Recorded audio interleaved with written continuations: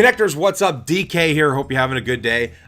November 1 is the date today, so I hope everybody have a safe and happy Halloween. I got mad candy, which is to say I got no candy. But I hope you got candy, because candy is, it's pretty good. Not a single person gave me candy. This isn't a sponsor, by the way.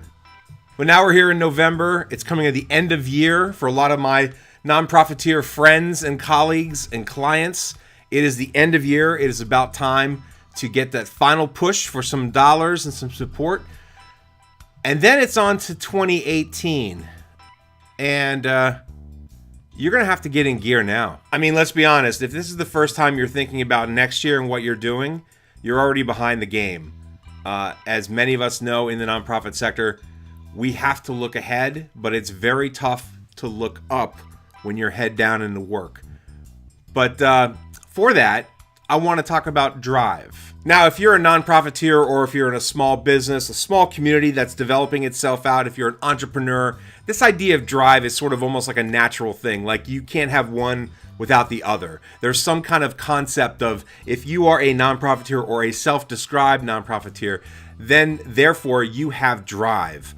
And I think that has to be adjusted slightly because I think there's different versions of drive. So I just want to give you my take on what I believe drive is and what I don't think it is. So just hang with me a second. Firstly, I believe drive starts with your passion. It starts with that idea of, I talk a lot about the tuning fork inside our bodies, that tuning fork that goes off when something is amazing, that moves the needle, that gets you excited, that gets you passionate and ready to go. That drive starts internally and then is projected out externally. So when you see someone moving around and all this kind of thing, and believe me, I'm the first person to admit that I use phrases like the hustle, in the middle of the hustle. The hustle itself is not the drive. The hustle itself is the work, but the drive comes from within. And it's that idea of passionate work, passionate understanding of what you do and what you want to get accomplished. I think that's drive. But that's not just everything, because that's a lot of feeling, emotional stuff. I think there's another part of drive, and that is organization. Great drive means you're going to put your organization together, whether it's the physical embodiment of an organization or literally how you organize yourself to move your passion forward, to get you to the place you want to be. I think another great example of drive is when someone gets their ducks in a row. It doesn't mean that the project is done, completed, ready to go, fully funded, whatever the case may be. It means that the drive is seen by the operations put in place. I talk about this a lot with organizations, especially with nonprofits, because we usually have limited budget, limited people, limited time, limited effort. As I say, your planning starts with your pre-planning. And I've talked on this channel a lot about things in certain videos, talking about pre-planning and that getting things done now means getting these things done before. Singles and doubles is another concept I use.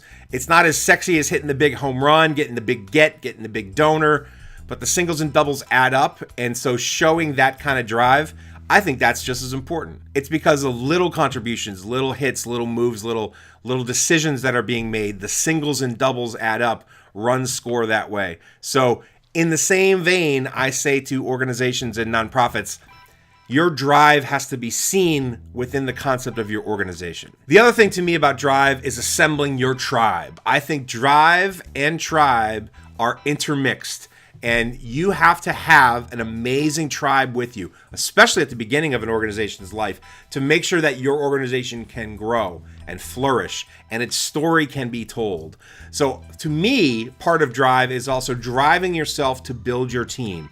You cannot do this alone. And even if you are the mastermind behind the concept or the initiative, you need dance partners. You need folks that you can rely on that can work with you.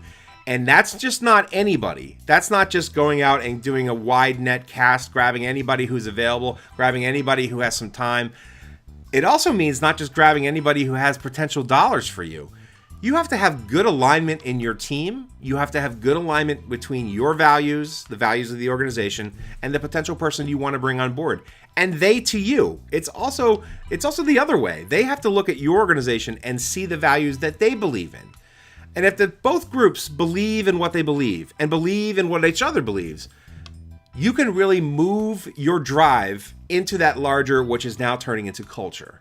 So To me, drive also means how you establish those values, how you voice those values, and how then it is aligned with folks that you can get connected with and build yourself your tribe. So drive and tribe, very close to each other. It goes without reason too. Drive is also mentioned when talking about someone's a charisma, this idea of a charismatic leader, a passionate person who's out there spreading the good word, saying, this is for you, this is for us, this is for our community.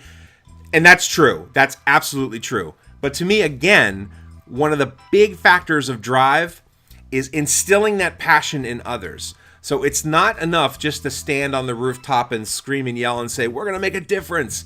It's how that is translated into a person, and then they themselves become an ambassador of the drive.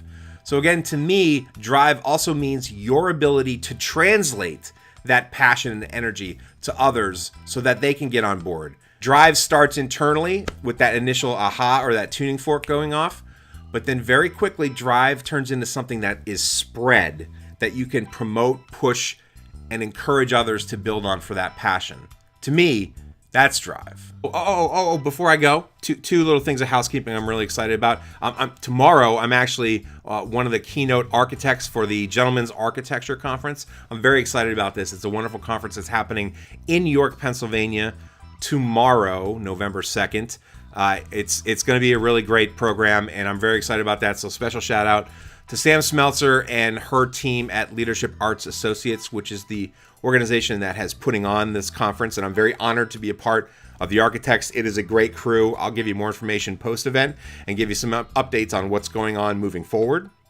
And two, if you're in York and York County in about 10 days, November 10th and 11th, I'm in a play.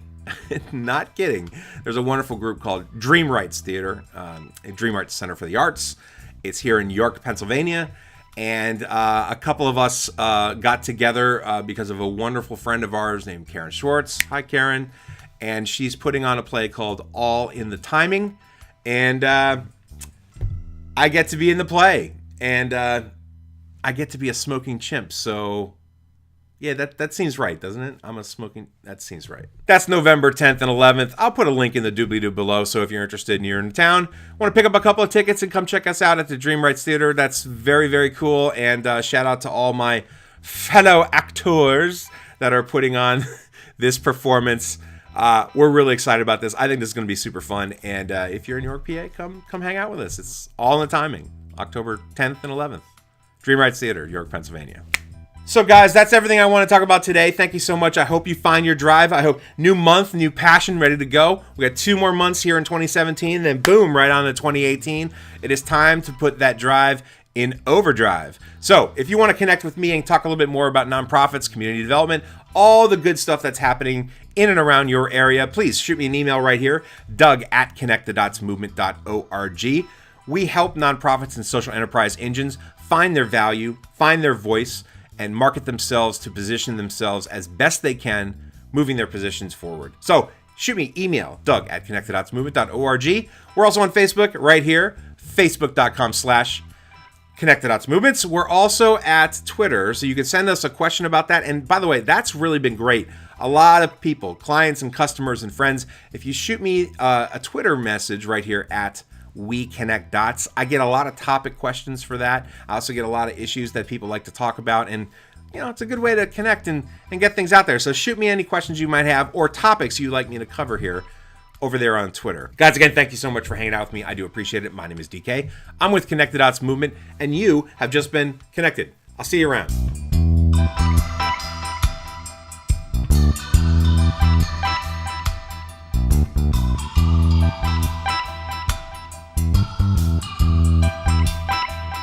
I do. Nonprofit power.